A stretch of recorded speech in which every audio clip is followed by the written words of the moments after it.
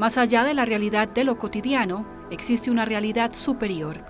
Esto es lo que André Breton proclama cuando escribe su manifiesto del surrealismo en 1924, una revolución artística y espiritual. Este texto es toda una bomba poética.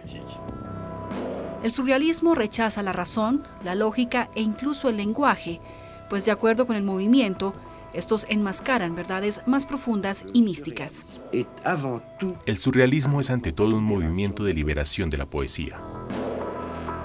Una inmersión en el subconsciente que produjo algunas de las obras de arte más vanguardistas e inquietantes del siglo XX. El surrealismo es el triunfo de la imaginación. 100 años después, su legado sigue impregnando el arte y la cultura.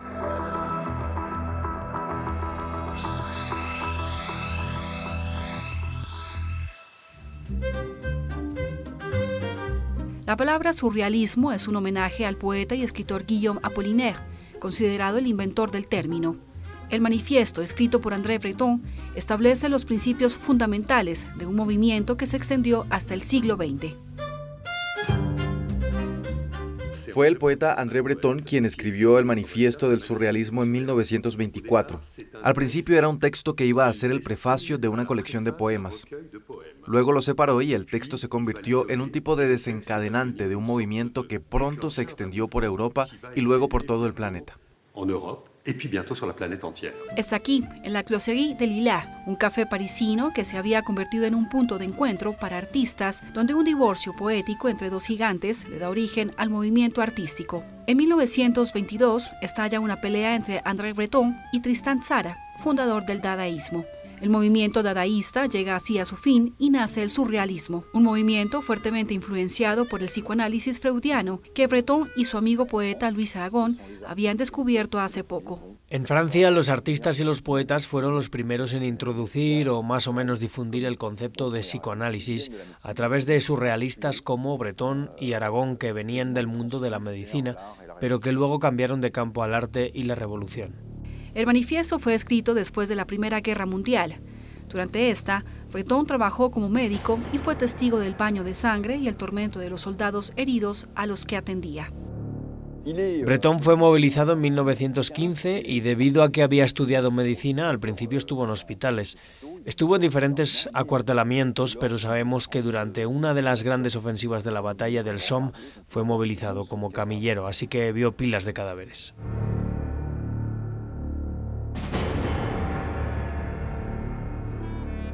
El surrealismo nace en respuesta a la violencia y al absurdo de la guerra. También está influenciado por la pintura simbolista del siglo XIX y comparte ciertas características del dadaísmo. Una de sus ideas clave es el automatismo psíquico, una práctica que Breton desarrolló con su amigo poeta Philippe Soupault. El surrealismo solo puede entenderse si nos ponemos en los zapatos de unos jóvenes que estaban decididos a rebelarse y al mismo tiempo a crear una nueva atmósfera poética.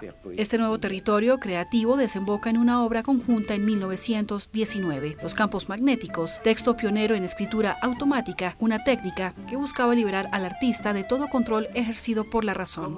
¿Cómo trasladar esto a términos visuales y pictóricos? Fue algo que tomó varios años y lo hizo Max Ernst, el artista alemán, quien encontró otra manera de producir arte que no fuera dictado por la razón e inventó la técnica del frottage. Y en 1925 esto significaba poner papel sobre una plancha de madera usada, frotar sobre el papel y ver aparecer bosques, monstruos, etc. El movimiento tenía una doble misión: crear una nueva estética y atacar todas las estructuras opresivas como el capitalismo. El surrealismo siempre tuvo dos pilares. Por un lado, a Karl Marx y a un lema en particular, el de transformar el mundo. Es decir, actuar sobre la realidad política y social del presente. Y el otro pilar es poético, el de cambiar la vida, del poeta Arthur Rimbaud. El manifiesto también proclama que la actividad surrealista no sigue ningún plan convencional ni tiene una dirección específica. Sin embargo, su autor rápidamente emerge como el líder del movimiento. Era quizá el hombre más surrealista en cierto sentido, el hombre que llevaba la batuta entre nosotros, y a mí no me gustaba mucho que me dijeran qué hacer. Pero aceptaba a Breton en todo lo que hacía, confiaba en él. Mais j'acceptais Breton dans tout ce qu'il faisait. Je lui faisais confiance. Apodado el Papa del Surrealismo, André Breton ponía su doctrina por encima de todo, aunque esto significara romper con otros artistas de renombre. Obviamente este tipo de rigor suyo hizo que en cierto momento se opusiera a ciertos artistas, para quienes el surrealismo se estaba convirtiendo quizá en un asunto más comercial, como era el caso de Dalí en particular. Considero que desde el punto de vista poético es quizá el más mediocre de todos los surrealistas. Descubrió un mecanismo poético en todos sus manifiestos. Nos decía qué hacer para ser poetas, y eso es lo que hizo que el surrealismo se definiera maravillosamente.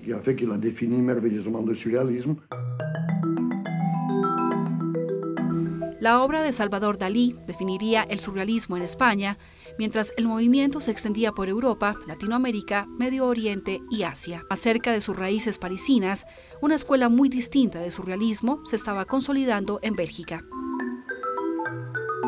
Y a un moment donné, y a des galeristes belges. En un punto, artistas belgas como Magritte y galeristas iban a París porque allá estaban pasando cosas importantes, intercambios culturales y artísticos que querían experimentar al máximo.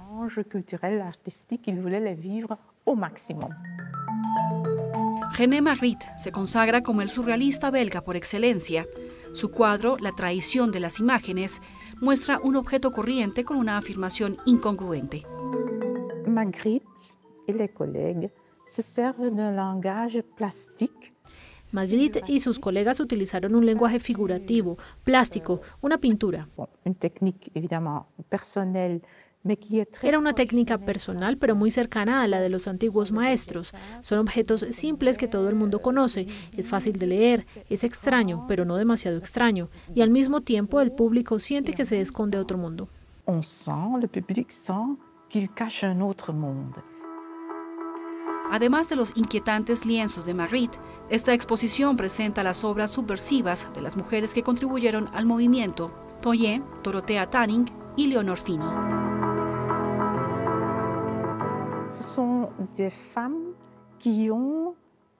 Fueron las mujeres quienes aprovecharon el espíritu libre del surrealismo y del medio que frecuentaban. No fueron exactamente invitadas a hacerlo. No fueron invitadas a convertirse en miembros, pero tomaron la oportunidad de conquistar esa libertad por sí mismas. La manipulación de imágenes para crear nuevas realidades no se limita a la pintura. El desarrollo de cámaras más ligeras y sofisticadas a principios del siglo XX les permite a los artistas automatizar las imágenes. La fotografía surrealista puede entonces desarrollarse. Se utiliza principalmente en la industria de la moda, como en el trabajo de la diseñadora de moda Elsa Schiaparelli, que incorpora el surrealismo en sus diseños. En la foto surrealista, il y a toujours une grande part de rêve. En la fotografía surrealista siempre hay una gran parte de sueño y se deja atrás la simple representación de la realidad.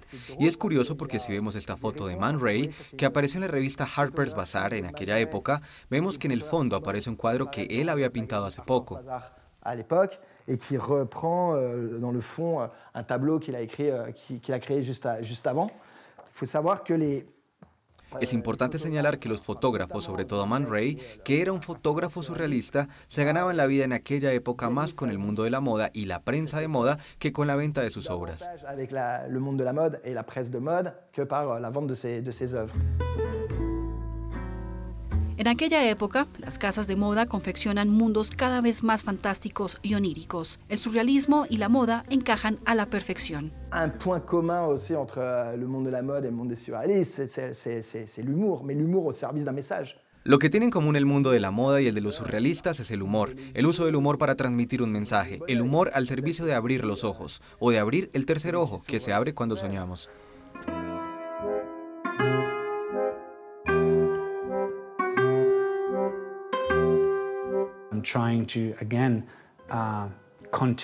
Trato de continuar la tradición del movimiento surrealista, aportándole un enfoque muy moderno.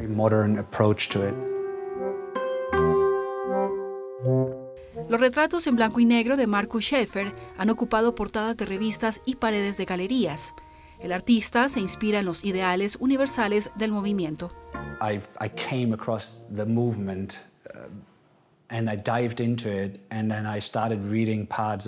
Descubrí el movimiento, me sumergí en él y leí el manifiesto de André Breton. Y creo que fue a partir de ahí que intenté reflexionar más sobre mi forma de fotografiar. Yendo más allá de la idea de fotografiar una semejanza exacta de algo, la fotografía tiene un impulso atemporal. Uno puede crear su propia realidad. En el corazón mismo de la idea del surrealismo está el automatismo psíquico, que en otras palabras está ligado al subconsciente, que en otras palabras está ligado a algo que cada persona de este planeta hace cada día, es decir, soñar.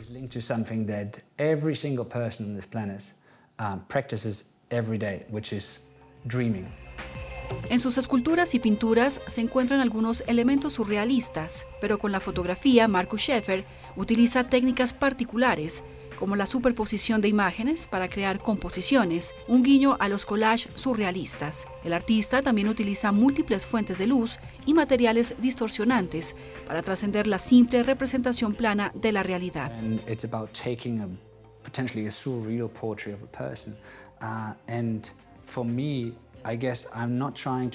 Cuando se trata de hacer un retrato potencialmente surrealista de una persona, no intento centrarme en un aspecto en particular.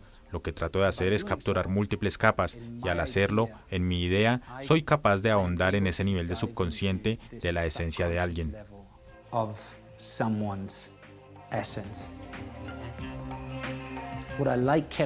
Lo que me gusta capturar en una imagen es esencialmente el pasado, el presente y el futuro.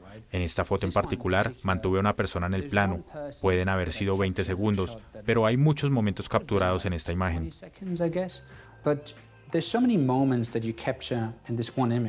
Imágenes que siguen desafiando nuestra percepción de la realidad. Un siglo después de que André Breton escribiera el manifiesto, el espectro del surrealismo parece seguir siendo omnipresente.